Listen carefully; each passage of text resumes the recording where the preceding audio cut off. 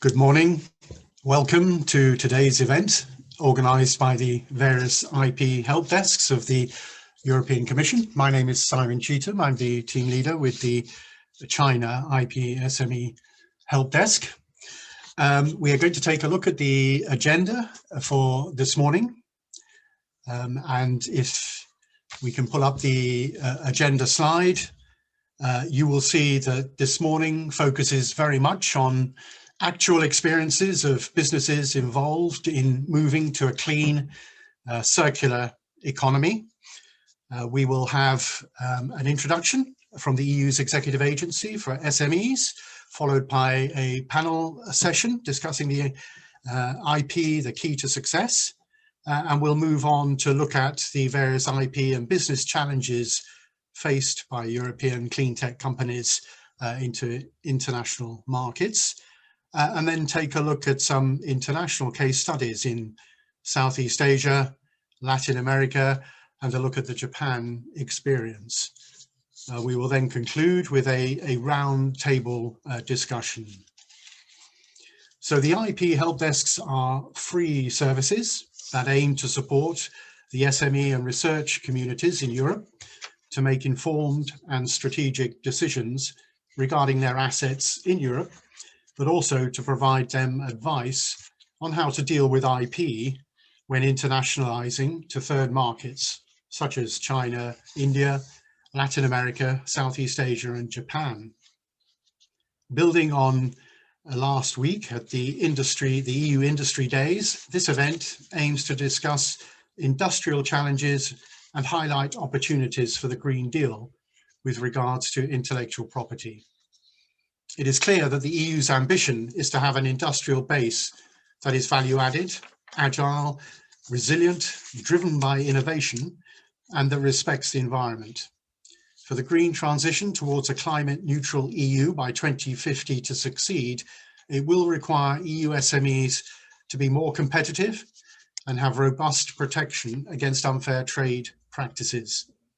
In March 2020, the EU launched the EU Industrial Strategy, which amongst its key pillars highlights an intellectual property action plan to assess the need to upgrade the legal framework, ensure a smart use of IP, and to better fight IP theft. The role of the IP Help Desks in executing and informing the SME community on how to better protect themselves is evident. Yet nowadays, we see that very few SMEs, probably less than 10%, protect their intangible assets. And we are strongly convinced that enhanced awareness and protection of IP is incredibly important and an integral part of the twin green and digital transition. So today we will listen to the representatives from the EU, business and service providers on how IP can be used and how it is directly linked to the Green Deal, what challenges are, but also listen to a number of success stories and best practices of companies that have successfully leveraged IP to enhance their competitiveness in global markets. In terms of housekeeping, please note that we encourage participants to ask questions, and this can be done via the chat option in Zoom, and these will be addressed during the round table discussion as long as time permits. If there are time limitations and not all questions can be covered, we will ensure that your question is answered after the event. So, without further ado, I would like to give the floor to Natalia Martinez-Paramo, Head of Unit COSME at the EU's Executive Agency for SMEs. Natalia.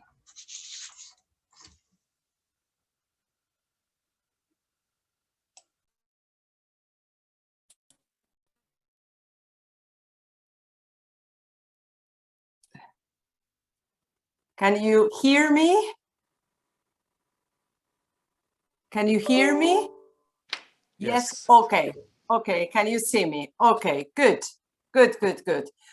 So, good morning, everyone, and welcome to this workshop on the main intellectual property challenges for the EU Green Deal.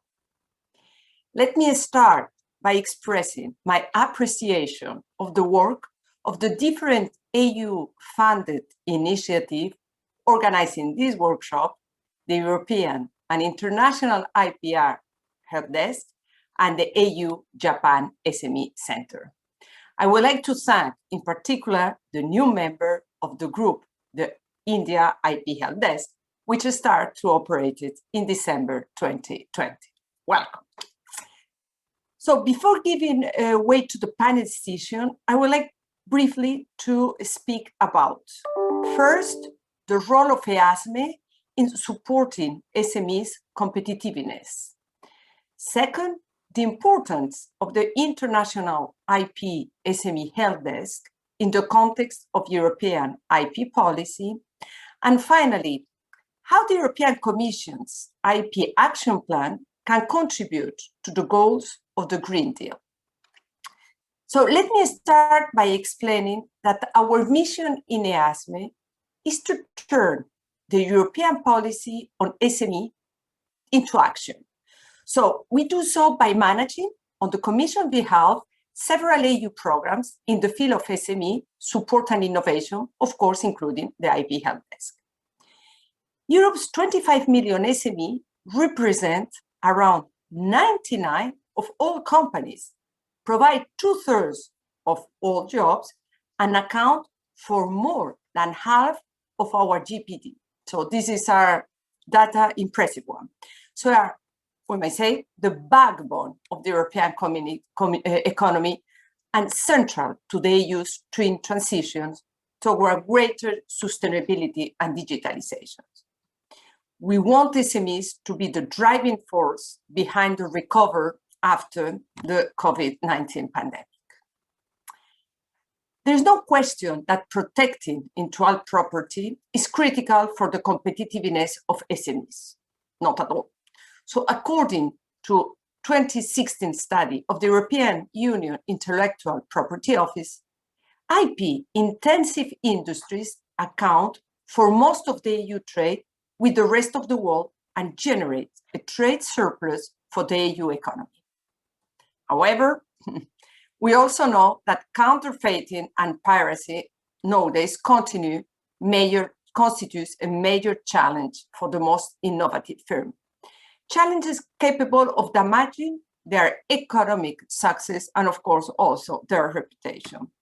So due to the limited resources available and the lack of specialized knowledge of an IP, SMEs are, we have to say, particularly vulnerable to IPR infringement. So is in this context, the European Commission and the Executive Agency for SME decided to create the International IP SME Help Desk, a service, as Simon said, that provides first-line, free of charge advice on intellectual property issues to all EU SME trading or interested in trading in China, Southeast Asia, Latin America, and as from December in India. So for their contact with SME and business support organizations, the IP Help Desk are very valuable tool in raising awareness on the importance of managing intellectual property assets before expanding to new markets. Let me give you an example. Only in 2020, the International IP Help Desk answered more than 1,600 questions from EU SMEs about IP protection and enforcement. So I want to reiterate our commitment to facilitate access by SMEs to EU-funded service, such as the IP Help Desk, and let me insist, is free of charge. So the creation of a single website for several SMEs of EU IP support to SMEs is really an important milestone that will facilitate such access. So I would like also to encourage the representative of the various initiatives present here today, please to continue working in synergies. So as mentioned in the IP Action Plan, the EU has the means to remain competitive in the global race for technological leadership.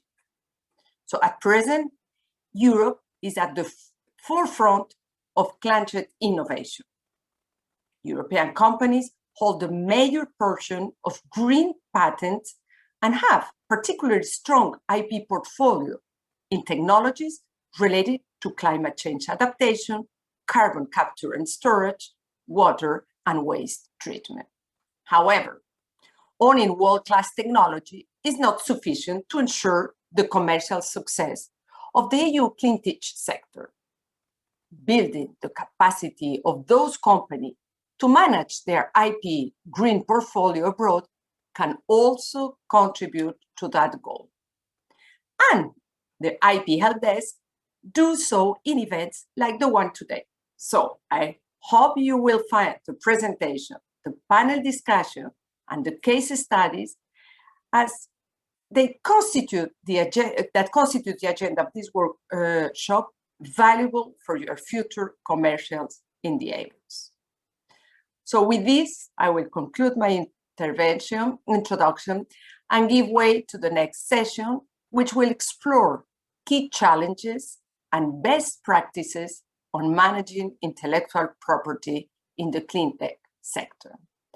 Although I would like to stay with you longer today, I need to excuse myself. So unfortunately, I will have to leave right after my intervention to join another meeting. But anyhow, you are in a very, very good hands. So thank you very much for your attention, and I wish you a really fruitful workshop. Thank you. Simon, the floor is yours.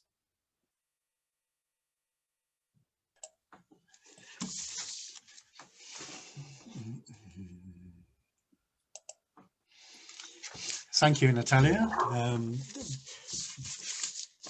We will now move on to the first panel session, which takes a look at IP as the key to success and looks at some best practice cleantech example from the European IP Help Desk. So if I may, I will hand over now to Jörg, who is co-moderating the session. Jörg. Thank you very much, Simon, and good morning to everybody. My name is Jörg Scherer. I'm the coordinator of the European IP Help Desk, and a big thank you also to Natalia, who gave a perfect overview about all, let's say, the existing IP advisory services funded by the European Commission and the IP action plan, which will like a guiding principle for the years to come. So it's really my pleasure to welcome our participants to this very interesting session focusing on IP challenges for the Green Deal. I think it's beyond question a very crucial and a hot topic in the context of green growth strategies. It is only very recently that the European IP Help Desk contributed to a Commission study on the tech transfer of green technologies. This study will identify bottlenecks and for the transfer and the commercialization of green technologies developed in the public research organizations within the European Union. So the European IP Help Desk has been involved in this study because there is no doubt technology transfer is closely linked to intellectual property management. IP aspects potentially facilitating or impeding the diffusion of green technologies are key elements of this study, which is currently near finalization. Thus, it is for me with great pleasure to moderate this new or the next session. The main part of the session will be dedicated to 5 case studies presenting different green innovation journeys. The most significant case, let's say the benefit of case studies, because I have to say I'm really a big fan of case studies.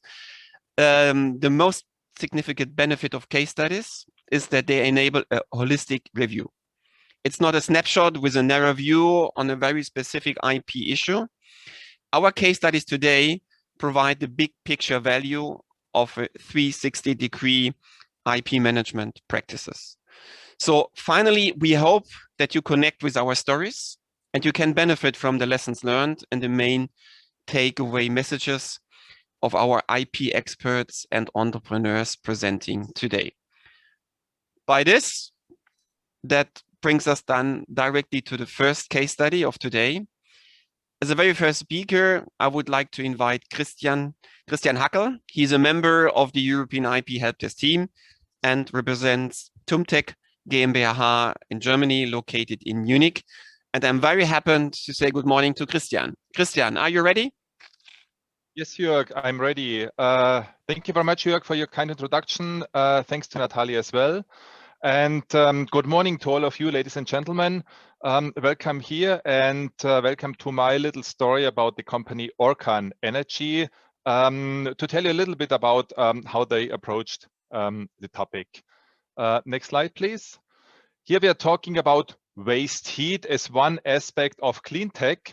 Waste heat is basically any heat produced in any process, for example, industrial process, which cannot be used anymore, and it's released to the environment, mostly into the air, because it cannot be utilized anymore. I've listed a few of the typical waste heat sources, obviously industrial applications, but also power systems, being it stationary or mobile, for example, also on ships. Typical application also the CHP, the combined heat and power plant, power units, and also renewable power plants like biogas, solar thermal, geothermal, where you basically use renewable energy to produce electricity. They also are a source of waste heat. And as you see on the next one, it's a big topic, waste heat. Can you click on it again, please? Yeah, you see, it's really a tremendous amount on a global scale. It's the equivalent of 100 million liters of diesel produced every single hour across the globe. So this is really a big topic, and that's where the company Orkan Energy comes into play. As you see on the next slide, it's a startup from the Technical University of Munich. It started out as a research group. They found some interesting technical innovations which you could use to address the topic of waste heat. And so a bit more than 10 years ago, they founded their startups, and today there are almost 70 employees in this company. They have a wide IP portfolio consisting of patents, trademarks, registered designs, and they are quite successful, receiving some awards for their design, also for their innovation work. As you can see on the next slide, yes, their goal is to produce electrical power out of this waste heat, which would have been otherwise released into the environment. Well, if you're thinking of the challenge of producing electrical power out of heat, obviously the steam turbine power plant comes to your mind, but this only works for very high temperatures of the waste heat, and waste heat normally does not come with such a high temperature, so steam turbine doesn't really help you very much here. However, there's a different system. It's called ORC, different technology. ORC stands for Organic Rankine Cycle, where you basically use an organic solvent as sort of a transfer medium for the waste heat, and this helps you to utilize energy from waste heat with lower temperatures. So basically, you already achieved the first goal, but these ORC installation tended to be really big one, really big individual installation. So the goal was to find a system which is compact, cost efficient, sort of a product, make a product business. And as you can see on the next picture, just a typical glimpse, this is a typical ORC installation in industry. So it's really huge installation. Next slide, please. So basically the challenge was to go from these huge, big industrial installations, these bespoke installation, go to a standardized product business, and obviously reducing the high engineering workload associated with these bespoke installations. Orkan Energy came up with a few very innovative aspects how to deal with this challenge. And for example, one of them was not to develop all new components from scratch, but really using existing industrial components, meaning these components, they are produced for total different application, but they are produced in high numbers. They have been tested, they're very reliable, and because of the economies of scale, they are much cheaper and much simpler. So this sounds easy, but there are some challenges associated with this aspect. As for example, if you talk to an established manufacturer of these industrial components, you have to convince them that you want to use their components for a total different application. And this means, yes, you have to convince them to do some testing of their components for a total different application. So this was quite a challenging task because these, well, big companies, they said, hey, you young 3 students coming up to me, it just doesn't work, you know, go back, do your homework, read your textbook. The new idea you are having, it just contradicts the typical learning from the textbooks because their aspects, what they had in mind in terms of new innovative technology doesn't work. Unfortunately, we don't have time here to go into the technical details of the new approach. If we have some engineers in our audience, just one topic, cavitation. They had to deal with cavitation. Cavitation can cause a big damage to your technical components, and you want to avoid cavitation for all means. And these young students, they come up with innovative approaches to avoid the capitations, which contradicted the textbook learning back a few years ago. And that's why it was so difficult to talk to established producers of industrial components. And you needed them for the test of their industrial components for the new application. So yes, main message here, it was challenging for them. Next slide, please. Coming to the topic of IP, intellectual property.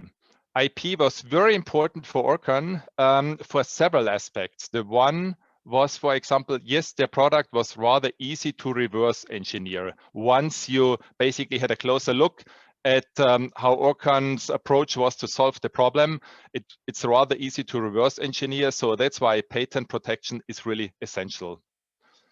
As mentioned before, this ORC process, it's an established technology. It's not an invention of the company Orcon. They used it as a basis and added several sort of innovation to it. So there is no one single patent, for example, for the basic technology like the ORC, but it's a combination of several additional patents. And the new features, for example, the components of the control system, this is a new aspect which they were able to get a patent protection out of this. So basically this whole bundle resulted in currently 23 patent families and more than 100 granted patents around the globe. Next slide. Yes, thank you. As mentioned, it started out as a research group at the university. This means out of these 23 patent families, 8 of them came from the university lab and obviously belonged to the university. So the contact and negotiation with the TTO of the university obviously were a very important point at the beginning of the company Orcon at the startup times. And they brought in a venture capitalist rather early. Venture capital funding was obviously essential for this startup because it took a lot of time and tackling investments, which were very cost intensive. And obviously for a VC, for venture capitalists, the patents are really essential. And therefore it was very important that Orcon was able to get a fast access to the patents and thus was able to make fast decisions, because it may take a while until you convince the venture capitalist that you are a great startup. But once a VC is convinced, they like to move fast. And then you as a startup, you have to move fast. And obviously universities are not so known for fast making decisions. So in this case, it was important for Orcon to move fast, and they were able to get a transfer of ownership of these 8 patents rather than a license deal, allowing them for really fast decision making. And as I mentioned on this slide here, patents are essential for VCs and startups as well. Just two more examples. As I mentioned before, it was difficult for the young startup team to go to the established manufacturer of industrial components. They just did not want to listen to them. They said, oh, students, go home, read your textbook. It just doesn't work this way. But once the students were able to say, hey, we got a patent from the European Patent Office, at least their counterpart took their time, sit down, listen to the students, and sort of took the time to get into discussion, and finally were able to be convinced that the new technology of Orkan is very interesting, and it would be good for them as established manufacturer of industrial components to team up with the young startup. So it was basically really sort of a quality seal. The patent helped the startup to communicate their technical advantage. And another aspect where the patents at the very beginning were very helpful, Orkan was able to apply and win two rather big R&D funding for two projects at a very, very early startup time. And again, the patents were very important for them and helped them to win these two grants. Okay, next slide, please. So basically, they were successful. They were able to get the ORC technology out of these huge bespoke industrial applications to this sort of standardized business. And here you see their Iep, this is one product to produce electricity out of waste heat using the ORC technology. And as you can see on the next slide, a typical installation here, this is basically a biogas plant. At the very beginning, at the very back side of the building, you see a little bit of the gas dome of the biogas plant in the building with red roof. You see the CHP, the combined heat and power plant. And in the forefront, you see the Iep, Orkan's Iep, which is used to produce electricity out of the waste heat produced by the CHP, which would normally be released into the environment, into the air. And here, Orkan's Iep can take up this waste heat and produce additional electricity. Okay, very quick look going international, since we are here in a sort of international setting for Orkan. It was a big question how to address large international markets like China. They were too small to cover them on their own.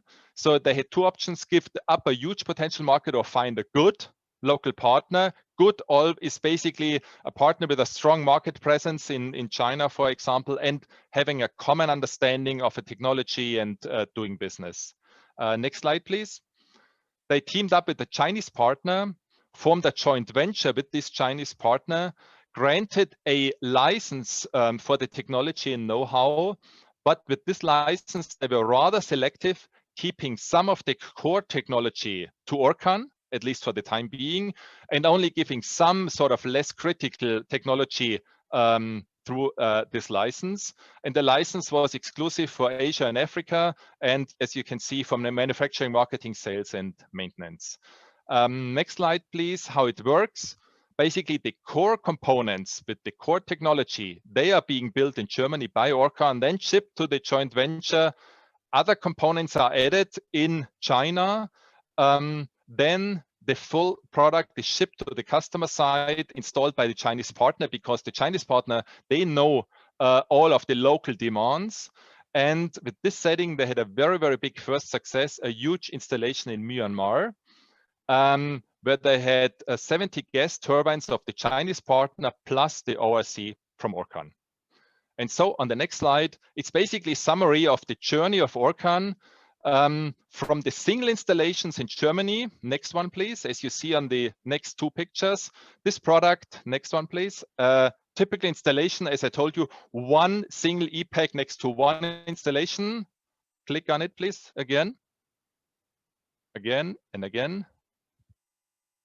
To the large installation in Asia. This is a much, much bigger product of Orkan now, much bigger than the previous smaller installation. And the last picture, as you can see here, That's the huge installation in Myanmar.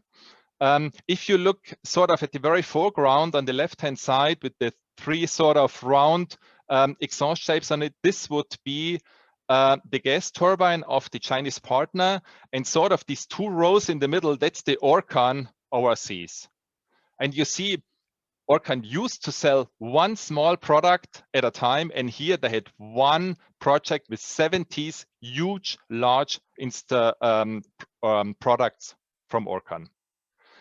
So basically that's it, 15 minutes sharp. If you like to read a little bit more, I had the honor of writing 2 case studies. The first one for the EPO. You can search for them. If you search EPO and SMEs case studies, you find them. And the second case study on the next slide, it's on the aspect of going international, licensing out to China. It's a case study you find on the European IP Help Desk. And with this, thank you very much for your attention, and I'm giving back to Jörg.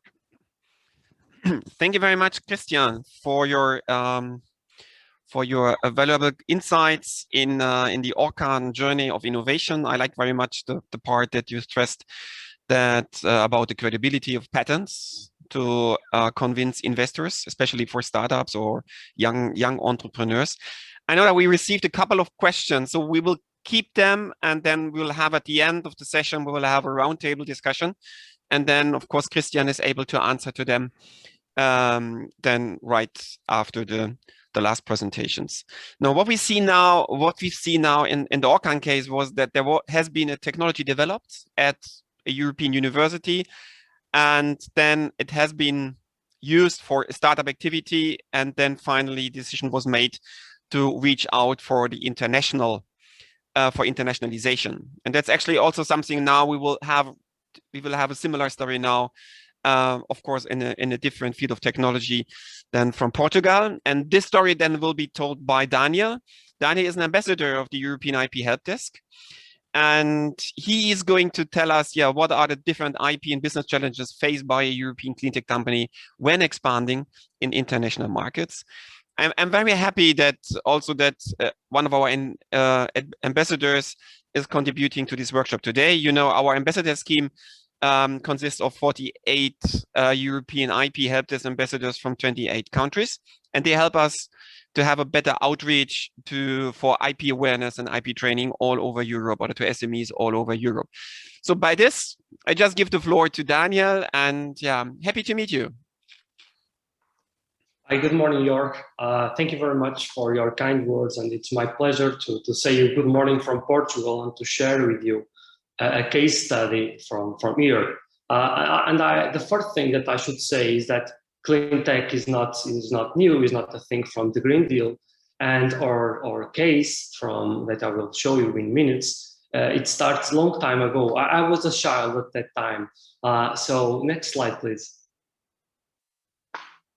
Okay, so it is a case of the advanced cyclone system. The first thing that I should say here is what is a cyclone. A cyclone is this device that we have on the left side, and it is used to separate things that are in the air. So we have an influx that is air with particles, so it comes from a boiler with almost all this dirty and dust, and you can use the cyclone for 2 purposes. One is to reduce and to get your emissions very controlled, okay? And where the clean air goes on top and all the dust is collected on the bottom. But on other industries, such as in pharma and foods, you are interested in to recovery this product since they are very expensive. This is the work of a professor at the University of Porto. He had a long research line on that. And in 1998, he filed a Portuguese provisional patent on that. It goes for European patent application, and in 2007, the patent was granted. At that time, there was few patents in Portugal, and in the industry, it is not now. Nowadays, that situation is much better, but that was critical for the next steps. Why? Because this professor and entrepreneur, he goes into an acceleration program where he met the current CEO of the Advanced Cyclone Systems company. The professor is the CTO and the co-founder, and together they go to the acceleration program. They do the product market fit analysis. They got the pilots, and they use the patent to convince the venture capital to go in. So they have now 16 employers, and they are in 37 countries worldwide. They decide to internationalize very soon. Next slide, please. Because they are in a very competitive market. They try, so the customers in this market, they look for efficiency and for costs regarding the maintenance and operation. So there are other types of cyclones that are not that efficient.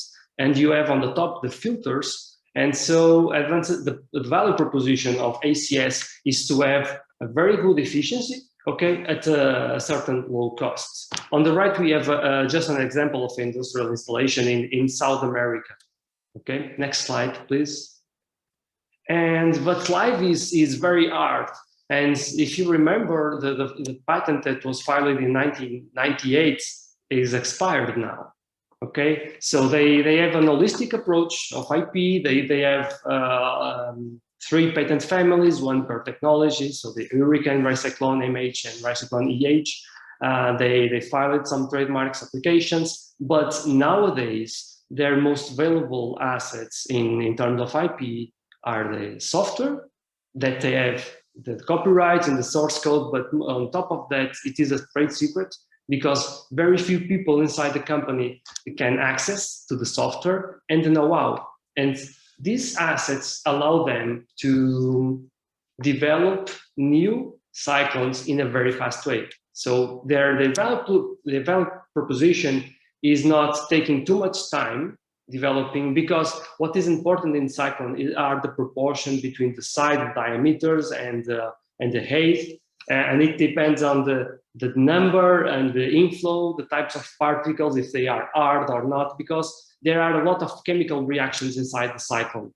And all of that have a huge impact on the efficiency of collecting the particles on the bottom. So with this situation, with the software, they are now very fast, and they have a technology, a platform technology. So they are not relying on the first patent anymore. They can compete in the market with other patents, because they did as ORCAN, so they didn't patent just the full technology. So they have several patents for some complements with lasers and so on.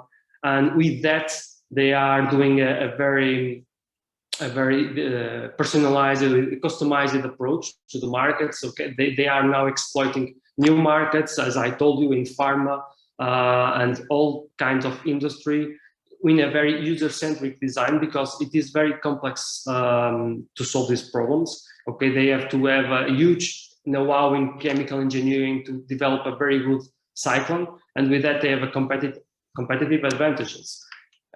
Okay, IP, how strong is IP? And it depends on the contracts. All right, so in some territories where, like in the US, in Europe, they have a strong importance, and they help a lot at doing. In other markets, they have to rely and complement with other kind of contracts. So when you have a patent, you have to be aware that you should fine-tuning in the country where you are doing the business. Next slide, please. And so Advanced Cyclone Systems is now in 37 and working with very, very big companies. They use the IP to compete internationally. It is a niche, okay? It is not a huge market, but there is a trend. As we know, all these legal impositions and the Green Deal, it's a very good opportunity to them to keep growing and to expanding to other markets that are not in their map now. Next slide, please. As an ambassador, my mission is to connecting people. So when Portuguese SMEs or other SMEs contact me What the benefit they have is because I have several roles. Okay, I'm the head of technology licensing office at Iep. I'm also part of other networks. I'm professor at the faculty for economics and management, and I have a past as a biomedical researcher.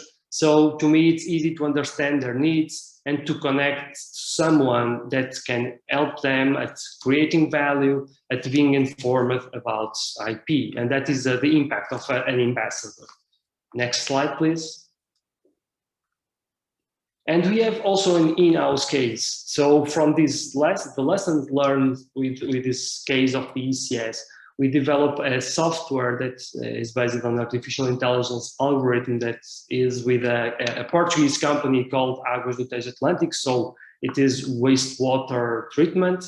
And what the software do is to optimize the water level, because as close as you are from the top, the more energy you save, and wastewater treatment plants consume a lot of energy. So this 20% savings, it represents a huge economical impact on the efficiency of these processes. Next slide, please. Okay, but this ePredator software was generated in a H2020 project as a joint ownership. So it imposes several challenges to doing a proper IP management. So all the helpline and European IP Help Desk, the fact sheets and webinars were crucial for Iep and for all the partners to be trained in these issues, because for the company, it was the first time that they were dealing with an IP question. On top of that, we are talking about a computer implemented invention. So this close link with the European Patent Organization was very, very important to discuss the two-world approach and what should be patented or not. Software, it complies with a lot of different IPRs, so the database, the source code, also the open source compliance and the trade secrets are all there, and it should be clear for all involved partners what should be protected or not. The internationalization, our partner wants to go to China and India, so the connection with other IP Help Desks and the PCT from IPO are also critical, important tools. And of course, some guidance on the trademark FTO, how using TeamView, and also some guidelines from the WIPO. So IP and European IP Help Desk are really connected in the case of ePredator. Next slide, please. And to conclude, some lessons learned from these cases. So the first point that I should mention to you is that cleantech is not optional, right? So we should be aware that, and they will be there, but they are with us for a long time, as we see from the ACS case. Data is also key in these digital technologies. So you should be prepared to share your success with companies or partners that will provide you high quality data to train your machine learning algorithms. So that is a challenge, and people are not aware of that. Please, SMEs have a lot of very important stories and very important lessons learned. So read them as Jörg and Christian presented to us, because they really inspired, and they inspired me in this ePredator case. Look at your competitors, so be in the real world, and never forget that you should mention that do a value-driven IP management. Okay. Don't patent because of the CV or political reasons. Understand the business that you want to protect and do it in this way. And just conclude, next slide, just contacts from the companies and Iep. And thank you very much for your time. And the floor is yours, Simon. Thank you very much for the chance. Thank you, Daniel. That was great, and I would just take the opportunity also to welcome and to give a big thank you to the whole group of our European IP Helpdesk ambassadors. So we need them. They are great. They are great. They do perfect job, and they are an important pillar of the whole scheme of the European IP help desk, not only the European one, but also all the international help desks. So I'm sure we will have time in a roundtable discussion to go to dig into one of the details which you mentioned before. But just after having received this brilliant overview about IP challenges that exist, as well as the modes to utilize them to enhance competitiveness and success, now we will take a closer look at some case studies from our international help desks, in which they provided this free of charge services. In doing so, we'll highlight experience then from Southeast Asia, that's the first one, Latin American, and Japan. So the first case study will now be presented by Mark Peters from Bamboo Nusa Verde and our colleague Benoit Tardy from the Southeast Asia IP SME Helpdesk. So the floor is yours. Okay, thank you very much for welcoming us. I am Benoit Tardy, and I will be having a discussion with Mr. Mark Peters, partner of and founder of Bamboo Nusa Verde. So next slide, please. And now I leave all the floor to Mr. Mark Peters to present a bit of his company and tell us a bit what was the idea of founding a company, why you choose Indonesia as a destination for the business, what kind of services do the company offer. Well, briefly explain a bit more of your company and its activities. Okay, thank you, Benoit. Hello, everybody, wherever you are. My name is Mark Peters. I came in 1977 to Indonesia already, only for 3 weeks, and I'm still stuck here. So I must like it here. Now, after being in telecommunications for 30 years, I wanted to do something else, looking to something green, and I found that in bamboo. That is why the company is Bamboo Nusa Verde. So we make bamboo plants. Not many firms do that. In university, you do that, but on a commercial basis, it's not happening a lot. You can count the companies that do that on your one hand. Yeah, the next slide, please. We originate out of Belgium.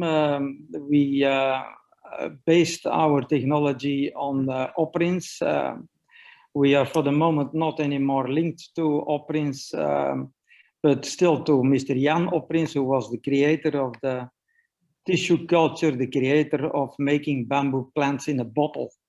So we continued the technology into to do that in Indonesia, in Yogyakarta. Why he chose, next slide please. Why he chose Indonesia? Because yeah, it's very fertile here. There is a big market. There is a lot of land, and bamboo is a pioneer plant, and it's greener than any other plant. So, but why we do this? Why we make bamboos in a bottle? It's because bamboos never or seldom have seeds. So a bamboo is flowering maybe every 70 years, 90 years, 100 years. There are even species that don't flower or never recorded that they were flowering. So when they are flowering, they create the seeds, and then the seeds you can plant, grow again new bamboos. But this is seldom, so you have to wait maybe forever in order to have one typical bamboo flowering. So you can do that on branch cuttings, like in the middle of the slide, but this you cannot make a volume.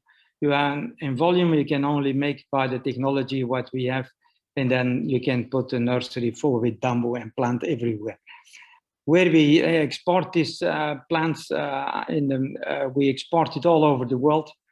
We make Africa green. We also send to South America. We send to Europe, Australia, and of course in Asia and Indonesia. Yeah, next. Yeah, here is, you see the bamboos are very small. They are growing in a bottle. And then we have a lot of operators. We have 13 operators working to do these handlings. And by that, yeah, in tropical bamboos, I think we are maybe one of the biggest. We make a total of 40 different species, of which half is ornamental, most of it for the Australian market. But the rest is really industrial bamboo, which you can use for making energy, biomass. You can use it for making flooring, like we know from China, it's mosso, but also make textile. You can make paper from it, charcoal, even bio energy, biogas you can make from it. Yo, the next.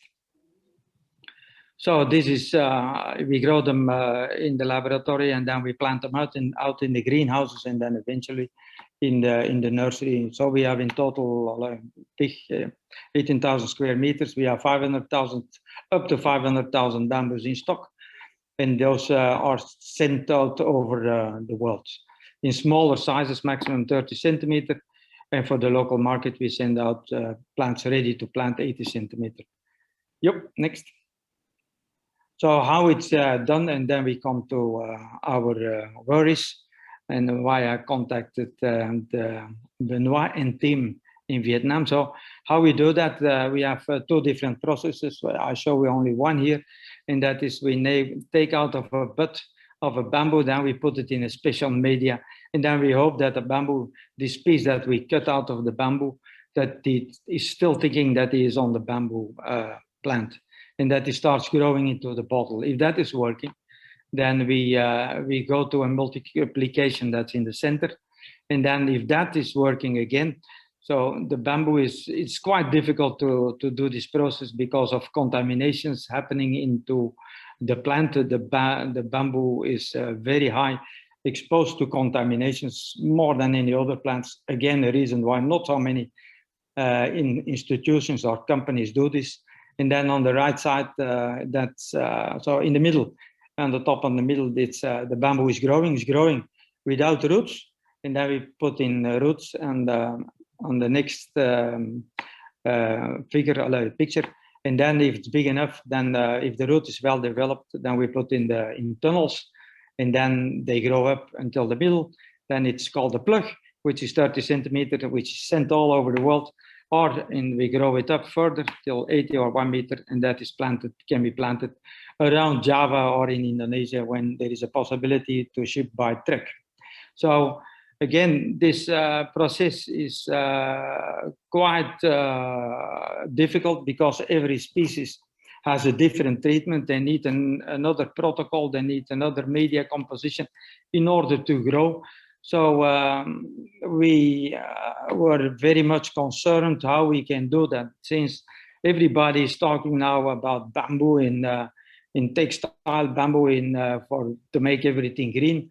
So it means that we should have started to think about how to protect our processes, how to protect our name, because many start to use our name even as the producer of tissue culture, but they buy our plants and then they sell it under their name as tissue culture, and they don't do the process.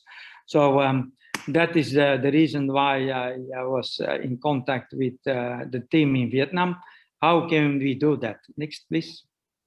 Okay, thank you very much, Mark, for presenting your company. So now we will jump into the core IP issues. So in fact, we remember you because you decided to approach and get in contact with the IP, well, the SEA IP SME Helpdesk. Could you tell us a bit more about how did you met us? And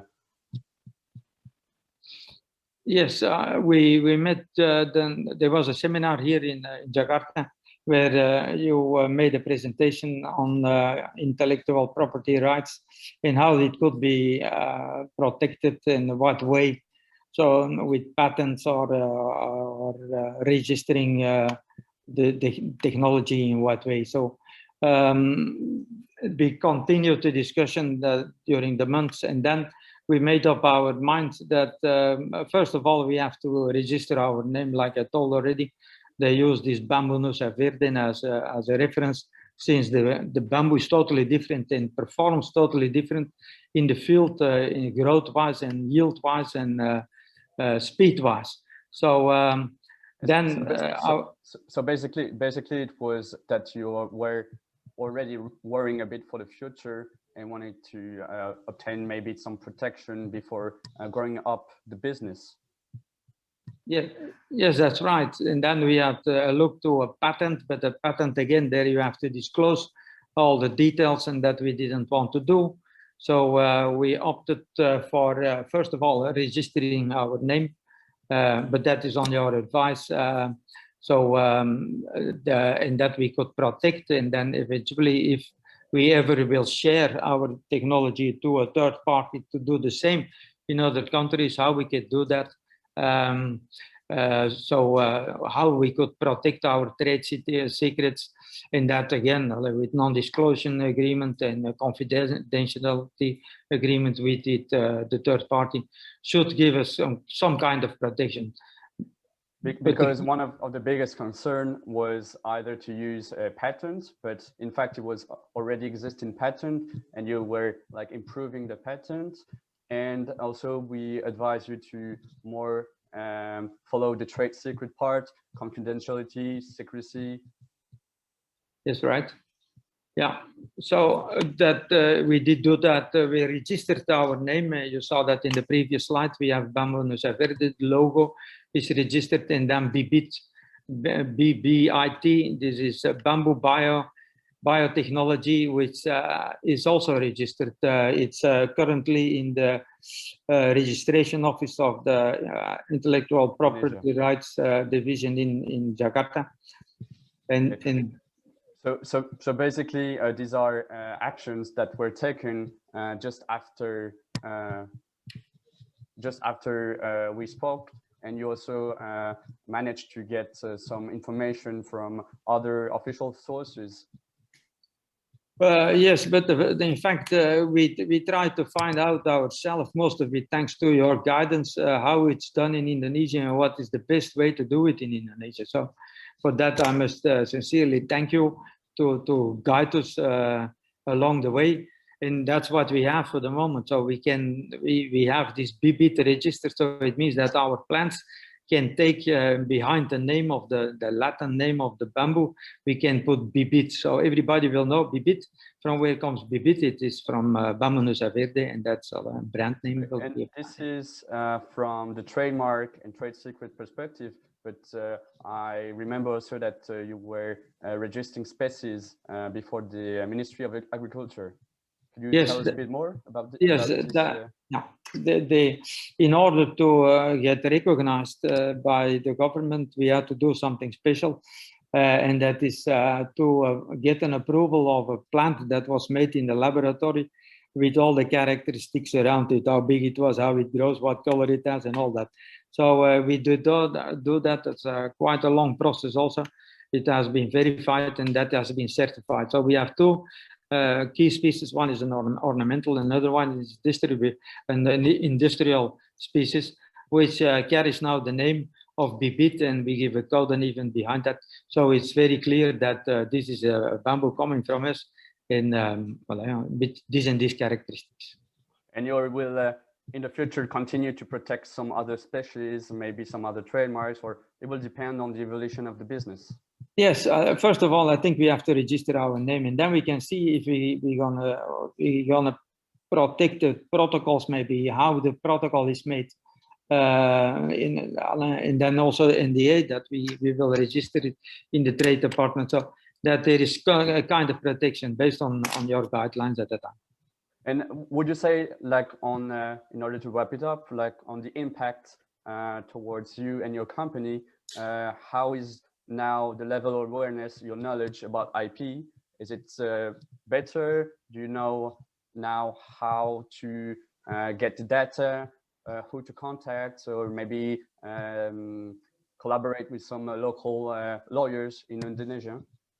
Yeah, sure, we will do. But the key is, again, I have the name, if it's registered in the database of the Ministry of Law and Justice. If that is out, then we can move to the next step, and I will definitely contact you and others here to see what is the next step to protect us better for the future. And would you tell people or other SMEs that it's important to protect their intellectual property, or just wait until a possible potential litigation starts, because many people think, well, let's save costs and wait until like later stage. No, definitely not. This is a key, I think, for working in Asia, because in Asia is a copy country. Yeah? So we were also afraid that one time we lose one of our experts, and they start to copy our way of working in the street, in the next street behind us. Yeah? So that's again also the reason why we do this. Yeah. Okay, perfect. So for you, it's not like, as we remember that you were talking at first with the help desk and you were more thinking about only patents. And now for you, it's like building an IP strategy, combining different sources of and different type of intellectual property rights, and not only patents, for example. Right. Thank you. Right. So your understanding was like evolving. Yes, so, that's okay. true. Okay, perfect. Yeah. Could we go to the last slide, please? Okay, so here is, if you want to hear more about Bamboo Nusa Verde, if you want to ask questions, technical question, or even if you have some ideas for partnering up with Mark Peters and his company, so feel free to contact him. And I don't know if Mark, you want to add something before we leave the floor to the others? No, I just want to add, Bamboo Nusa Verde is quite unique. We have a total system set up, the laboratory. We can do more things for the moment. We are investigating to do rattan. So we will then have rabbit as a brand name, and also coconut. So coconut is also on market, and then it will cobit. It will be seabit. Anybody who's interested to know more, look to our website or send an email to info Bamboo Nusa Verde, and then we can talk. And we are a green company. We are making the world green, and we produce plants that will take out the global warming, or make the global warming a little bit less. Thank you all for listening. Thank you very much, Mark. And we leave the floor back to Jörg, or maybe Cesar from Latin.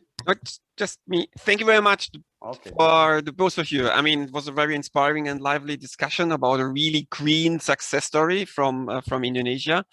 I think what was very important is, of course, that again it was emphasized on the fact that a sound IP strategy has much more to offer than just patenting.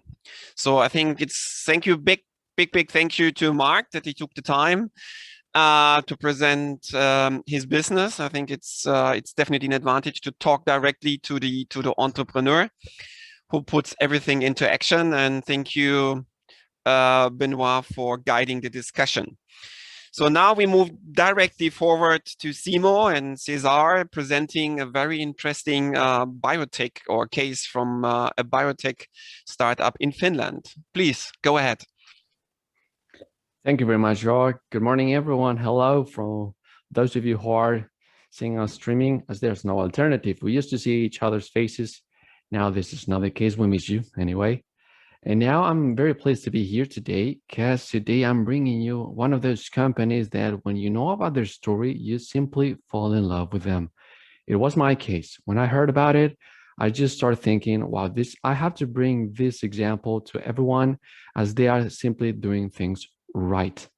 And we got with me today the CEO and one of the 5 co-founders of this company named Antitrust Bio, and is Simo Elila, who is in charge of this. And if I'm really so proud of how they are doing things, it is no wonder due to the skillful person who's in charge of this. As Simo is familiar with 5 languages. He's been in 4 countries, and he had to deal with sales, product management, contractual issues, and what's more important today, with intellectual property. So with all this background, which is primarily focused on biorefining and biotech and really worried about sustainability, Simo founded with 4 of his colleagues a startup based in Finland almost 2 years ago. But I guess that he's the best person to introduce what this company is doing, what's the story of this very interesting SME, and many other things. Simo, very welcome. Thanks a lot, Cesar. It's a pleasure to be here. Yeah, so as Cesar mentioned in his introduction, I'm the CEO of Eniffer Bio. We are a startup based in Espoo, Finland, just outside the capital. So I would just like to correct that actually the company was founded only about 8 months ago officially, but the company has a lot longer history. In the short term, we were operating under BTT, the Technical Research Center of Finland, which is one of the main research and technology organizations in Europe, in an incubator program called Launchpad. But then the technology itself has even a lot longer history. So we are actually dealing with a technology that was developed here in Finland already starting in the 1960s. So the pulp and paper industry is hugely important up here in the Nordics. We have a lot of timber, not much else. Back in the 60s and 70s, they used to produce a lot of something known as spent sulfite liquor, kind of side stream when you're making paper and cellulose that was kind of wasted. And it was actually an environmental problem back in the day. And they developed a unique bioprocess to treat that side stream, where you have this very specific microfungus called that was eventually called Pekilo, which was the name of the organism, but also of the process and the product that was later produced using this process. So, as is shown in this slide, so essentially what the process does is it takes a very dilute industrial side stream, like the original spent sulfite liquor, you feed it into a bioreactor. In the bioreactor, the Pekilo microfungus is growing. It consumes a lot of the organics, thus purifying the water. And at the other end of the continuous process, you can harvest the fungus very efficiently using filtration and then dry it. And presto, you have animal feed. So you're hitting two birds with one stone, essentially. You're purifying a side stream from a biorefining process, and you're adding value by creating a new valuable product. So this is pretty unique for a startup that we actually have a process that has an industrial history. We're not bringing something, that we concocted up in the lab yesterday, but this is actually something that was running at industrial scale for more than 15 years. Unfortunately, it was shut down in 1991 simply because the original side stream ran dry. There was no more spent sulfite liquor being produced in Finland, and thus the process was shelved. That's due to the changes in the pulping industry processes. So the idea behind our company is that we saw that there is a ready, industrially validated process here. And because, as Cesar mentioned, I've lived abroad. I've lived in Latin America, in fact, in Brazil for more than 3 years. I'm quite familiar with the global biorefining industry. So I knew that there are suitable biorefining side streams available today, and this process could be re-implemented. The other key factor, is that we're targeting a new market, which is aquaculture. So we're planning to make fish feed. The original product was sold as feed for chicken and pigs, whereas this is now targeted at the high-value aquafeed market, which does miracles for the profitability of the process, because fish feed is far more valuable. So that's in a nutshell what we do. We develop this process, and we plan to implement it to convert side streams from biorefining into aquaculture feed. This is really good. You mentioned Latin America for a good reason. And I think that for strategic reasons, as I mentioned, that you are doing things really right, and you are kind of a prior stage, you're trying to go international. We cannot name the countries you are addressing for obvious reasons, but I guess that Latin America is anyway one of your interesting areas. Why so? Well, there's several obvious reasons. One is that we need raw material to produce our fungus, and Latin America is simply, you could say that it's the breadbasket of the world. It's what, Brazil, Argentina, these are huge agricultural powerhouses, and many of the raw material streams that they produce today are inefficiently used. So you could extract a lot more value from that and improve the sustainability of the processes that are implemented there. But of course, also we want to produce locally. So if we were to implement our process in Latin America, we would like to serve a local market, and aquaculture is also a big business in South America and Latin America. Oh, I see. And I couldn't help noticing that in the previous slide, it was shown Pekilo has a small r. So it is a registered trademark, isn't it? That's right. Yeah. So, of course, as I mentioned, we only registered the company 8 months ago, and we really got started after our seed round in October. And one of the first things is you do as a company is register trademarks. So we got started in Finland, and from there we're expanding the registration of the trademark to relevant markets in the EU. And then we were looking at markets that might be of interest to us, and then we noticed that it's not that straightforward in certain markets. In Latin America, there are several countries that are not part of the so-called Madrid Agreement, which allows you to, let's say, directly through one system to expand your trademark registration. So that's kind of where we started to struggle. Of course, we're a small company, limited resources. We can't take care of everything ourselves. So we were really wondering, like, how do we approach these markets? And that's where we found you, of course. Yeah, it was, and we were so happy you to contact us. And yes, I agree with you that it is no secret that international trademark registration in Latin America is kind of a pending task. I hope that the policymakers are listening to us. It can help you in doing this a little bit easier, so you can do that yourself, although it's not maybe the best case to you.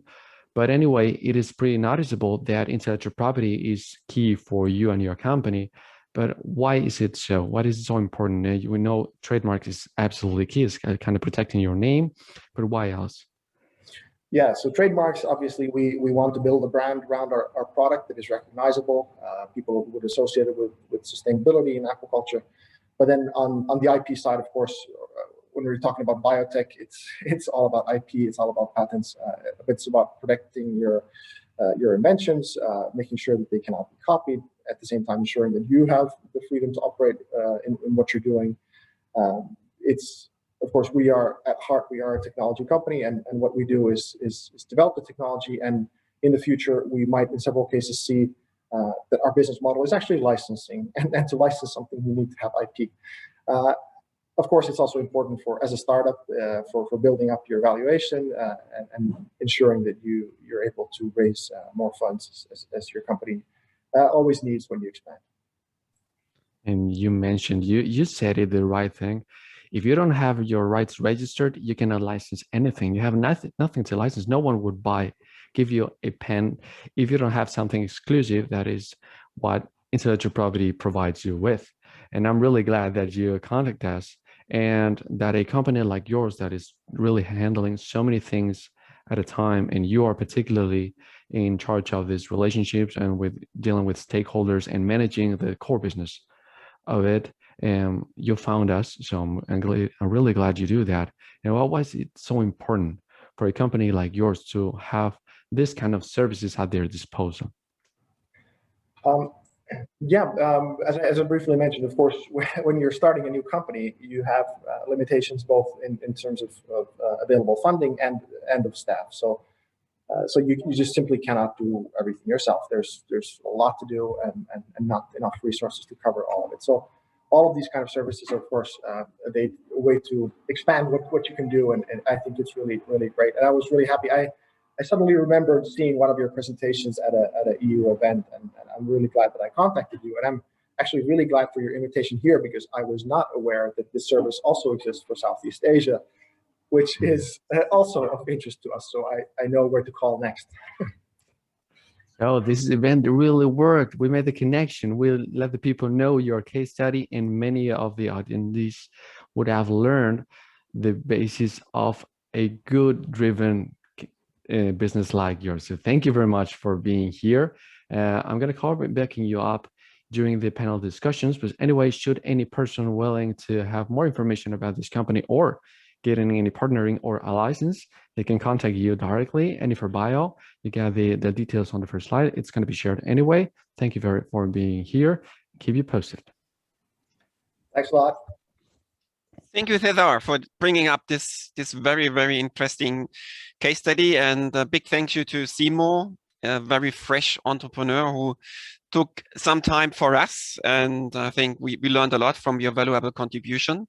So I would also just like to stress the fact that this new company has also been somehow created during an incubation service of VTT.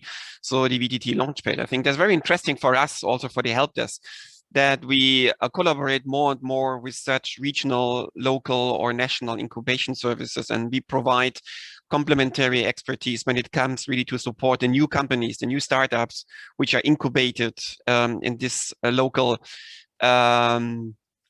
environment with specific IP knowledge. So I think that's very important to know that it works, that we have this kind of the innovation ecosystem running all over Europe. And we see that more and more incubation services like the one from Finland are building up in all the European countries. So now we go on, and I think it's my pleasure that last but not least, I would like to welcome Nicole Biegler and Luca, who will provide us the Japanese experience, the experiences from the EU-Japan Technology Transfer Help Desk. So please, the floor is yours. Thank you, Jörg. Can you hear me? Yeah, we hear you very well. Excellent, excellent. Okay, thank you. Thank you to all the colleagues for having me here, me and Nicole. Thank you, of course, to all the attendees. I can see that there are a lot of you still with us after more than 1 hour, so thanks much. Here in Tokyo, it's 6:48 p.m., so almost the end of the day. I will not steal too much time from Nicole, that is actually going to talk about a case from a recent past. So I just want to introduce very briefly the services of the help desk that maybe are not that known, especially to all of you, all of those that are in Europe. So maybe the next slide I can. Perfect. Okay. So the help desk is a service of the EU-Japan Center for Industrial Cooperation, which is a joint venture between the European Commission and METI, the Ministry of Economy, Trade and Investment here in Japan. So the good thing for the help desk is that being within a bigger structure, which is whose purpose is to help SMEs come to Japan from Europe and from Japan going to Europe, is actually pretty good, because as I will explain in a second, you can benefit from very different services, not just IP related services. But speaking about the help desk, as you can see here in the slide, the target audience is COSME related and Japanese companies. So companies, individuals, research centers, universities that are based in a COSME country or in Japan. And the objective, of course, is to understand all the mechanics about IP, how to understand and perform a technology transfer deal, learn more about IP, and in general, also matchmaking activities. We have a separate website from the one of the center, which is here on the slide, eu-jp-tthelpdesk.eu, where you can find a lot of interesting materials that I will show you in the next slide. So please, if I can see, thank you. We decided to, let's say, follow the so-called pull and push approach. So on the push side, we help universities and research centers promote their technologies, and they can be uploaded on the website. It's very easy, as you can see here, it literally takes 5 minutes. If you go on the homepage, there is a section called Submit Your Technology. Of course, if you want to be in touch with me, you can do so. You can send me an email, we can talk, and then you can decide to upload as a technology manager your technology from the university or the research center. We will also create a section for you for the institution, for the logo and everything. So your institution, as long as there is one technology that is available, will have a page and a section on the website. Next slide, please. The opposite side of the push is the pull, as you may know. So we help companies in trying to get in touch with researchers and with universities and research centers to find technologies or skills in research areas that need for the companies some help. So constantly we publish our own request for proposal, or we republish requests for proposal from partners that are constantly seeking for help. And so you can see on the section of the website dedicated to this, that there are some deadlines. They say each request for proposal, all the details, how you have to apply, what are the requirements for the proposal in terms of length, language, documents, etc. So everything is there. But again, if you have a question, I'm here to answer all the questions you might have. Next slide, please. Yes, so we have really a lot of resources, and the center has different services. So there are different websites where you can get more information. If you go on the general website of the center, which is www.eu-japan.eu, you can find all the information about all the different help desks, because we run several of them. And from there, you can go to the different websites. On my website, you can find information about the past webinars, seminars that we had, of course, physically here in Tokyo, reportage of the events that the team has attended here mostly in Japan, fact sheets that we prepare with partner law firms and IP firms, mostly here in Japan, and also podcasts. Next slide, please. Yes. This brings me now to the moment in which I have to introduce you to Nicole. Nicole is a member of Sonoda & Kobayashi, which is a leading IP firm in Japan and Tokyo.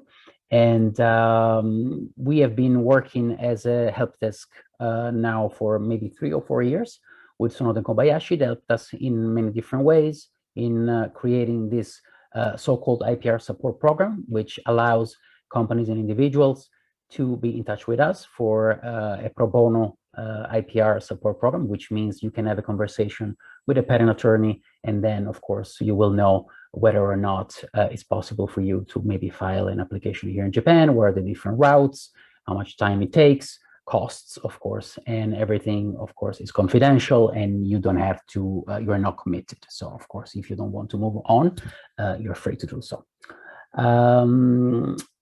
Last but not least, we have a lot of a social media network channels. So we have a LinkedIn page, Facebook page, Twitter, of course. So I would like you to start following us if you don't do it yet, especially from Europe. And again, here you can see my contact details. Feel free to be in touch. You can also find my email on the website. But if you want to take a note here for a second, please do take a note and remember my email if you want to be in touch. I'm done for today. I would love to introduce you to Nicole Bigler from Sonoda & Kobayashi. She will talk about a case of the recent past. Nicole, the floor is yours. Thank you very much, Luca. Next slide, please. Thank you very much. It's nice to meet all of you, and thank you very much for having me. As Luca mentioned, I'm with Sonoda & Kobayashi IP Law. We're a boutique IP firm based in Tokyo and in Beijing. And we're specialized in helping companies protecting their intellectual property rights in Japan and in China. So that's enough about us. Could you please go to the next slide? Thank you very much. So today I would like to introduce to you a case on a rather bigger scale. Both companies involved, Honeywell, a US-based company, and Arkema, a France-based company, are multinational entities. And the dispute I'm going to explain is not only happening in Japan, but on a global level. The reason I have picked this case is that it involves an important green technology, and both parties can be said to be acting in the name of environmental protection. I would like to show you what happened to their IP rights in Japan specifically. First, a little bit background, however.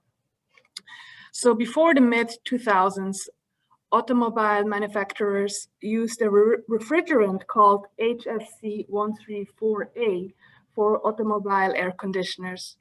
This gas had been used for coolant, but it was known to create ozone holes in the atmosphere, and many governments became alert about the gas, considering it to be bad. In 2003, however, and onwards, Honeywell started filing patent applications on the use of HFO 1234YF, an automobile air conditioning known to be less harmful to the environment. In 2006, global warming concerns prompted the European Union to enact new regulations regarding automobile to use refrigerants with low global warming potential. The regulations apply to all new automobile platforms beginning in 2013 and to all new automobiles by 2017. Therefore, automobile manufacturers in developed countries have transitioned their technical standards to 1234YF, which has a low global warming potential. Both Arkema and Honeywell wish to supply the industry with 1234YF, and both have invested substantial resources in the production of 1234YF. Honeywell established a global patent portfolio, which is challenged by Arkema for novelty and inventive step in many different jurisdictions. The dispute resulting from this competition was fought between Honeywell and Arkema predominantly in Europe and the US, but also other jurisdictions played an important role. Next slide, please. On this slide, you can see a table with 10 patents granted on the use of HFO 1234YF that have been granted in the United States, Japan, and by the European Patent Office. These 10 patents appear to be most relevant to the use of pure 1234YF as the refrigerant in auto air conditioning. Divisional patent applications are not considered here, even though in reality they also play an important role. Honeywell also filed patent applications on other jurisdictions like India and China, but today I'm not going to focus on these. All the patents you see here on this list filed in the US were challenged sooner or later by Arkema, and the battle is still ongoing nowadays. All the European patents filed here were challenged too, and all of them were revoked one after the other, the last one in 2020. In my presentation, I'm going to focus on the 2 Japanese patents to the right. Next slide, please.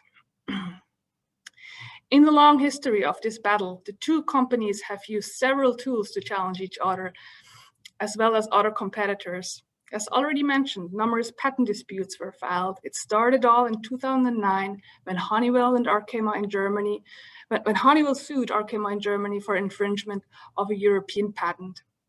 During the years that followed, both players made claims and counterclaims against each other's patents in the US and Europe. Every patent listed on the previous slide was sooner or later challenged by either Arkema or another company. In addition to all the patent disputes, several antitrust investigations have been filed. For example, Arkema accused Honeywell of hindered competition on the market of HFO 1234YF. By refusing to grant licenses, it said the US player is harming consumers, automobile manufacturers, and the environment by monopolizing a market they actually cannot fully supply themselves. There have been also some other challenges made by other competitors. For example, there has been a safety challenge made under the leadership of Daimler in Germany. And also, quite recently, Honeywell is still, together with the customs, confiscating shipments from Chinese companies of 1234YF deliveries into Europe. There was a case in the Czech Republic in 2018 and one in Poland in 2019. Where shipments were confiscated and that later patent infringement lawsuits were filed. Next slide, please. So now let's look a little bit more in detail of what happened in Japan to these 2 patents that were filed by Honeywell. The first patent was filed in 2005.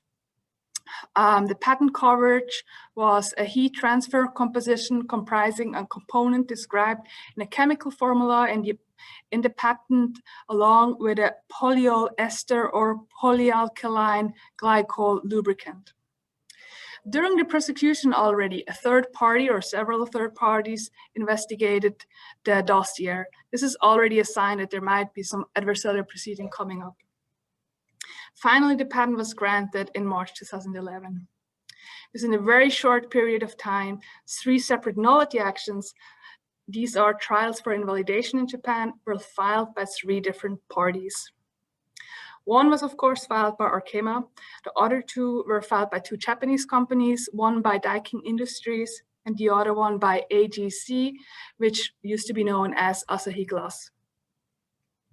The Tokyo District Court issued decisions on all 3 nullity actions in May 2013, and claim 1 to 8, which were the relevant claims to cover the product, were all invalidated.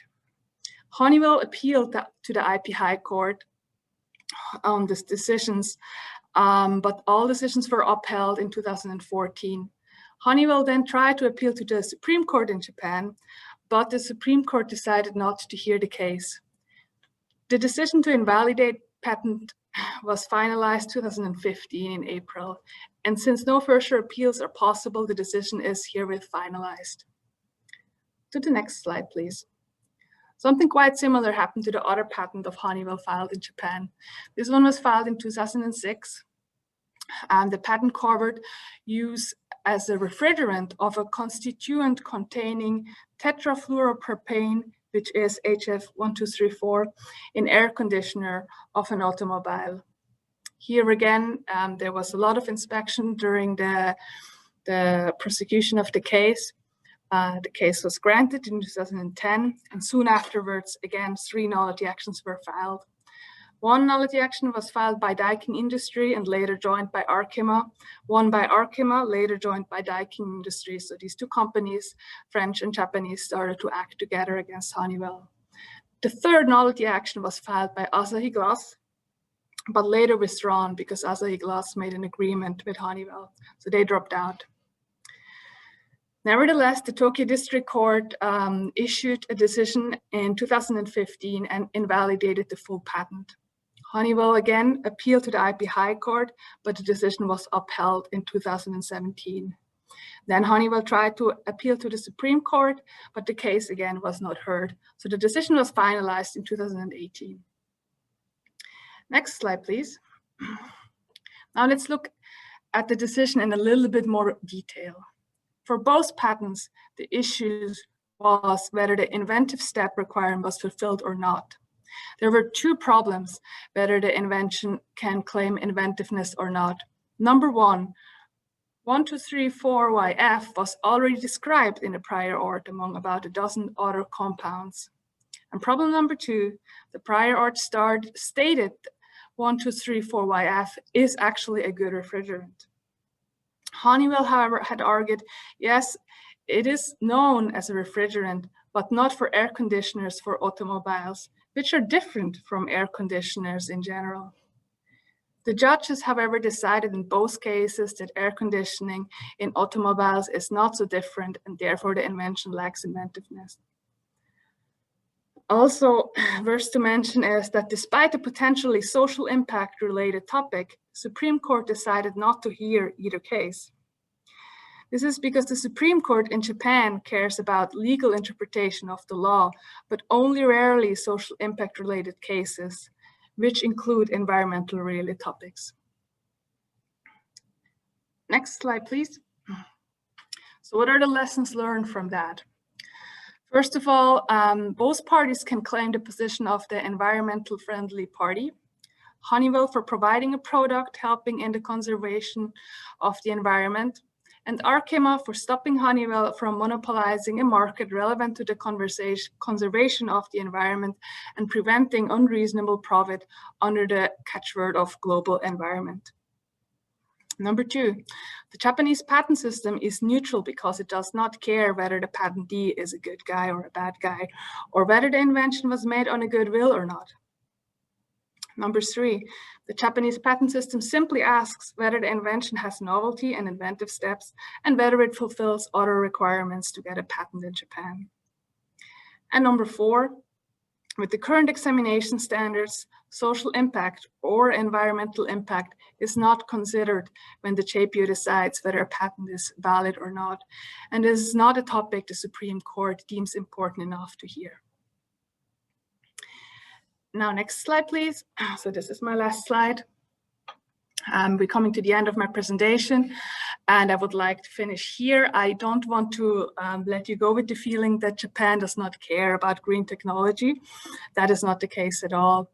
So the JPO periodically publishes studies on different technology sectors. And in 2016, they did a really small study on green technology patented worldwide and in Japan. So on this graph, the columns that are blue, that's for publications by nationality, so of people in Japan. And you can see that by far, companies originating in Japan have filed the most patent applications in the period between 2006 and 2014. 2013-14, Chinese applicants kind of caught up, and I think we can imagine that they may have taken over Japan right now, so I don't have any data to prove or disprove that. But still, in total, over the last 10-15 years, I think it's fair to say that Japanese companies have filed most applications for green-related technologies. So Japan can be a good jurisdiction to search protection for green-related technology, and you should not feel discouraged to file here a patent or other protection. Okay, next slide. That was everything from my side. I'm sorry, I think we got a little bit of overtime, but if you have any questions on IP protection in Japan or in China, please feel free to contact us. Thank you very much. Thank you very much, Nicole. Thank you very much, Luca, for presenting this very interesting case and the clear statements and encouragement given, to do businesses in Japan and keep innovation global, and also for Luca presenting the services of the EU-Japan Help Desk. So now, in view to time constraints, I'm just moving forward into the roundtable discussion, and I'm asking the participants of the panel discussion today to be ready to answer to some specific questions. So what we try to do is, of course, then we had a look at the chat. So we saw there were a few questions coming in. First, the questions were addressing the case of Christian. So just an entry point, because I was referring at the beginning and in my introduction to an EC study, which is currently under the preparation. The study is in layouting phase, so it means we expect the study to be published in the coming weeks. And of course, we will inform about the publication via our common channels like the newsletters from the help desks. So then, Christian, please be prepared. There were two questions which you may answer very briefly. One of them was asking, did the political situation in Myanmar have had any impact on the Orkan success story in China? And maybe together also, there was a question about the investment return time for a potential customer buying the product. Could you please address the two questions? Okay, the first question, political situation, to be honest, I don't know. This big project was in the year 2018, so it's basically already up and running. Obviously, back then, it was the political situation of the opening of the country towards Western partners, Western technology. However, to be honest, right now, I don't know what's the situation. Well, period. I could only speculate on the political situation or on the impact of the political situation, which I don't know right now. Sorry. Second question. Sorry, Jörg, could you repeat second question, please? The question was about what is the investment return time for a customer buying the product? Yes, thanks. Obviously, it depends, as usual, in terms of technology. For example, one of the main driver is the temperature of the exhaust gas. If the temperature or the exhaust water, whatever you have as medium, is below 100 degrees, obviously it's not so efficient. You can still use it, but then return time is higher. If the temperature is higher, return time goes down, and it can go down to as low as, for example, 1.5 years.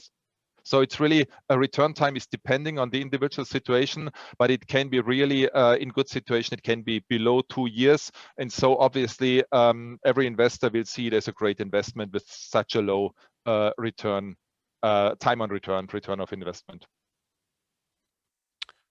Thank you, Christian. Maybe another question. To be brief. Yeah. Another question. I mean, you mentioned in your presentation that it is very important to find the right local partner for internationalization strategies. So tell us how Orkan managed to do the first steps in teaming up with strategic business partners from China. Yes. Obviously, I mentioned for a small startup, it's very difficult to approach China to make the decision, should we go in there or not? Then they made the decision to team up with a partner. Obviously, then the question is how to find them. What they did and what really worked well, they took part in official delegation trips of Bavarian or German ministries. Most of the countries that have official delegation visits from one country to another, often led by the Minister of Economic Affairs or whatever, they took part in these missions, and this really worked as a door opener. They got in contact with many people, and because these were this official ministry delegation, it was sort of the first quality check. They met sort of trustful partners there, and then obviously this was the door opener, and then came the subsequent steps of basically talk about the technology, having the NDA, which is always important, visits and counter visits, and then basically build up the trust which is necessary to go in there. But I would say taking part in these official delegation visits was very, very helpful for Okan. And this would be a great advice, I think, for other listeners in a similar situation. Thank you, Christian. Now we move to Daniel. Daniel, I mean, my first question would be that in the first two presentations we had today, we learned that an integrated local innovation ecosystem with players such as research organizations, universities, TTOs, or business advisors will establish favorable conditions to bring cleantech results from the lab phase to the business. So am I right that this also applies to your case in Porto? It was a very important factor. Yeah, you are absolutely right. If you remember from my presentation, the technology born at the University of Porto, and the startup was founded, and they are still connected. And that is very important. So after these 18 years, they have master and PhD students together. So it is exchange of know-how. It's critical because the SMEs have limited resources for R&D departments, and they have no financial resources to have all this knowledge to solve the problem of a just a customer. So there is a synergy between the university and the company. But I should add something, because all of you are aware from the triple helix, and sometimes there is a missing partner here. In this case, they are partner, but sometimes we have a company, we have the university, but it misses the business inside a company that will further develop and commercialize the technology, and not a company that is the final user. So I think that the ecosystems are completely essential in this process, also to bring the venture capital inside. And the final word is share your success. Don't try to do all the way alone, and to be part of a group and share your knowledge and success. Okay, thank you. A second question. I mean, you addressed actually the challenge of IP identification and IP management within collaborative research and innovation projects. We see that in many cases, for example, from research and innovation actions or innovation actions funded in Horizon 2020, and we're going to see that even more in the future in Horizon Europe. So what we see here as the main challenge is that usually such collaborations result in joint ownership situations, as you presented in your case. So, and you obviously managed to challenge this successfully. So, referring to your specific case or in your overall capacity as a European IP Helpdesk ambassador, so what are good practices to protect, to share, and to exploit IP created in such collaborative environments? Okay, very simple. Build trust. Okay, it is not easy in the real world. My piece of advice to you is to have a crystal clear communication with our partners from the very beginning. Be aware that for some of them, they are not used and have a kind of afraid of IP issues. So we have a dual role of educate them and guide them along the process. Okay. There is also a common mistake and confusion between the ownership and access rights, even in the context of the European projects. So many times companies think that they must own the IP, but they just want to have access for a certain application or under certain terms. And many times the example of the orange is very, very useful. So Many times you want the juice, the others want the peel, and both parties are happy with that. And if we split the orange, maybe anyone could do nothing with that. So, and summing up and connecting also with the previous question is to be aware that in some of these projects, they also miss a lot a company that can exploit, in fact, the technology. In the case of the Predator, we have a very powerful user because they have a very big facility. So the app scaling and the demonstration is done, but then we should be connected and have a common strategy to go to the market and to find another partner that helps us to bring a product or a service based on the Predator technology. Okay, thank you, Daniel. Then welcome. Then, as this is a really a very quick round of discussion, so we move then to Benoit. Benoit, so from your experience in the Southeast Asia IP SME Helpdesk, so what are the most relevant considerations when planning an IP strategy for entering into the Southeast Asia market? Okay, thank you, Jörg, for sharing this question, this concern. In fact, it's a very frequent question that we hear for webinars and so when we are contacted by through the helpline of the help desk. So IP intellectual property is key to competitiveness and for the business in the global economy. It's would say it's a method for securing a return on investment in innovation, creativity, reputation, and it's like one of the most relevant part for SME and specifically EU SME when it's deciding to go abroad. It's also like a very important source of cash flow and revenues for an SME because they will be able to set some licensing deals or even IP sales or other kind of agreements involving intellectual property. I would say that based on our webinars guide that all available on our websites of the help desk, I would share some tips maybe on how to use and implement an efficient IP strategy in Southeast Asia. First would be identify your IP assets and know which one you want to protect or which is not like relevant to protect.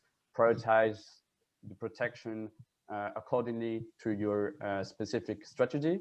The third tip, for example, would be assess the strengths and also the vulnerability of your business and set it according to the countries of interest you have in mind. Still discussing about Southeast Asia.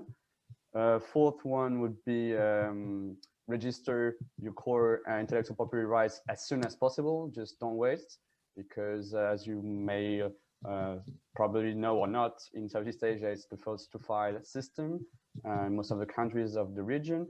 Another tip would be thinking about online protection and online protection front systems. It's very efficient. You can detect some counterfeiting canals and sources. I would also add maybe preparing your contracts, like written contracts, trying to set some very specific non-disclosure agreements in English, but also in the local language, because in Southeast Asia, we have very different languages. And so it's always good to have like a local translation.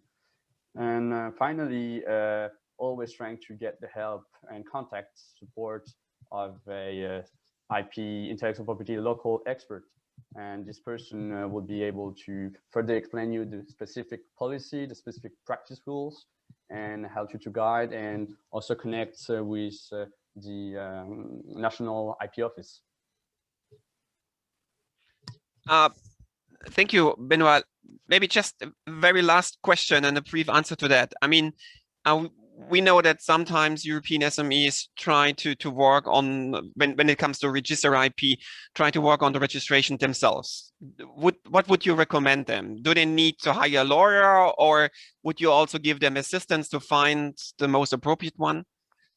Well, in fact, in most of the countries of Southeast Asia, local registration is necessary to protect your IP, because I told it was the first to file system, and there are specific rules.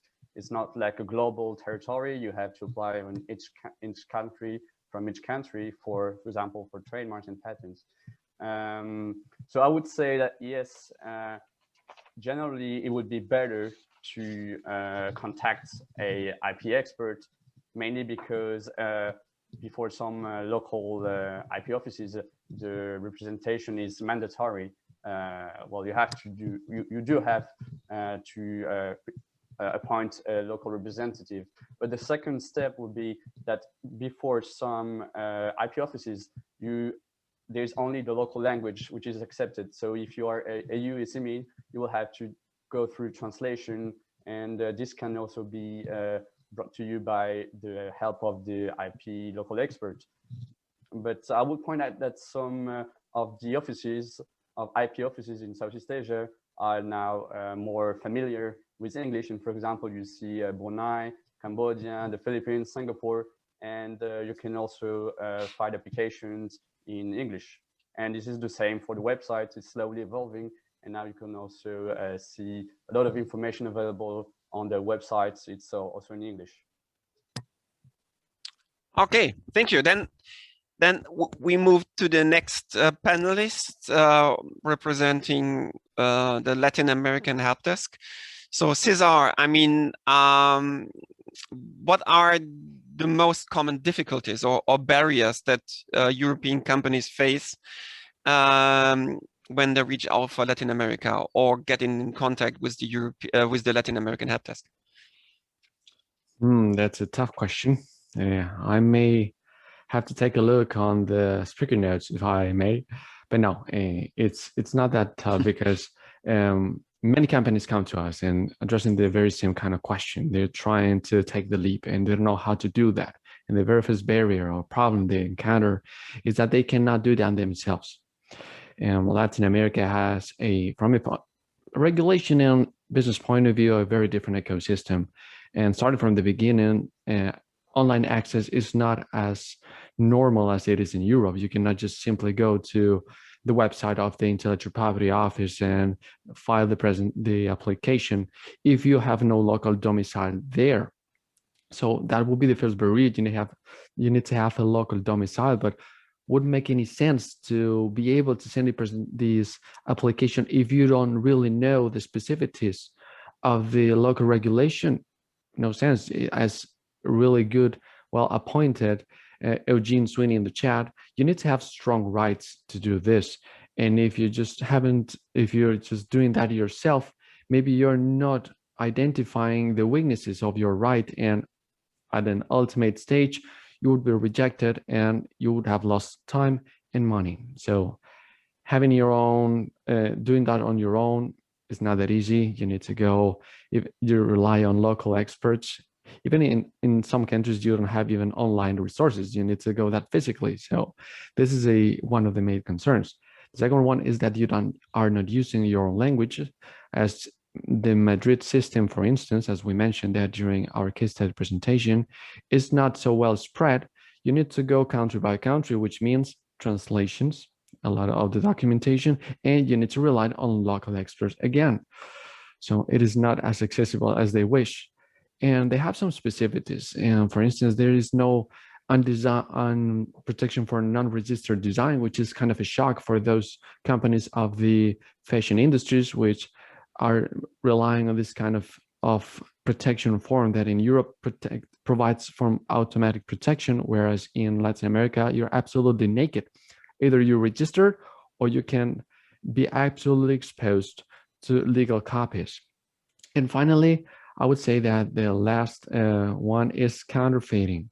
It is not as high as one can imagine. It is not so drastic, but it is a concern. And if you don't have any IP rights registered and you're starting with a low profile saying, I'm going to go there, see if it works, and then I'm going to register, it may be simply too late. Once you're in, people are going to see if your product is really worthy and they're going to copy immediately. So if they don't protect that, they're screwed.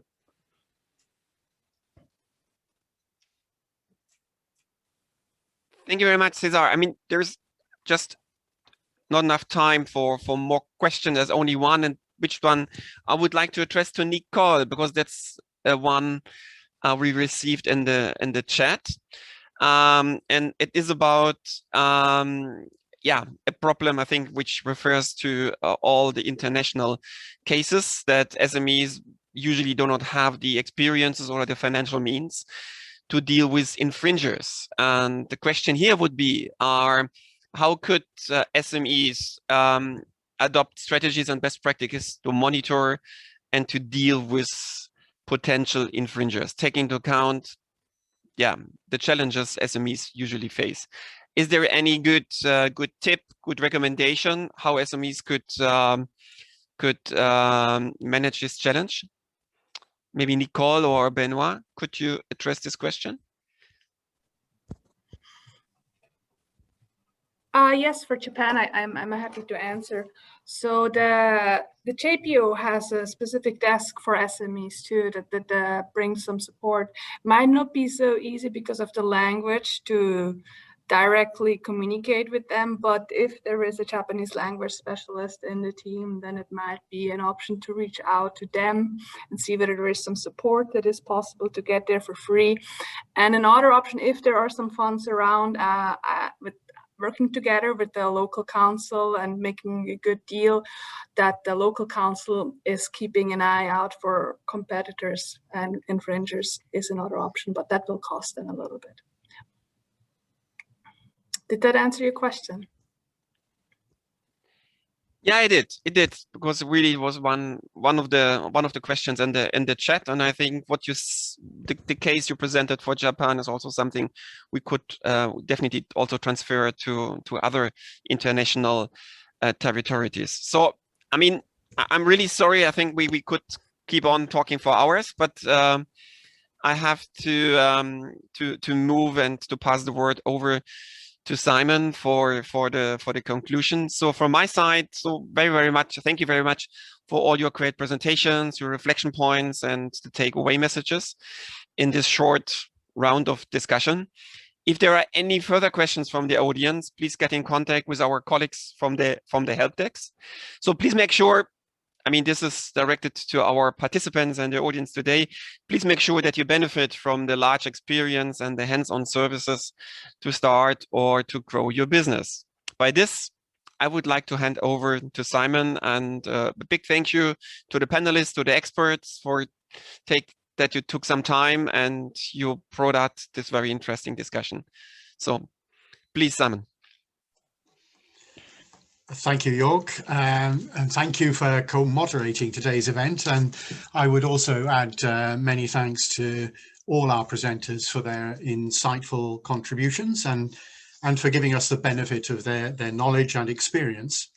I think it's fantastic to know that these help desk resources are available to guide businesses from an IP perspective to make better informed decisions which can be critical to enable them to be internationally competitive, and decisions which can be so important to achieving sustainability and long-term benefit from innovations. I think nowhere is this more relevant than for the transformation to a greener, more digital and resilient industry. And the help desks provide tools to support our industrial ecosystems in this transformation and reinforce their global competitiveness. If I may too, just add or pick out a few of the key takeaway points. We heard from the Orkin case study, which shows the importance of registration of IPR to gain credibility. From Mark Peters and Benoit, we heard about the crucial need for a sound IP strategy and what that can entail. We also heard from Daniel an example of why businesses need to use different types of intellectual property rights. And from CIMO and CISA, one of the first things we heard to do as a startup is register a trademark, and that to license you need intellectual property rights. And we've also heard that the help desks are set up to focus and advise on strategies and practices SMEs with all their financial and resource constraints can adopt in destination markets where rules and languages are different. Back in 2019, the President of the European Commission said of the EU, "We are not naive free traders," and the help desks give access to guidance, knowledge, and local experience on IP issues, which can help our businesses avoid the pitfalls of IP naivety. So having said that, I would like to close this event by encouraging all business support organizations in attendance to not hesitate and reach out to the help desks for free support, and for SMEs to reach out for any questions they might have regarding the management of their IP in Europe or third markets. So it just remains for me to thank you all for attending. Thank you.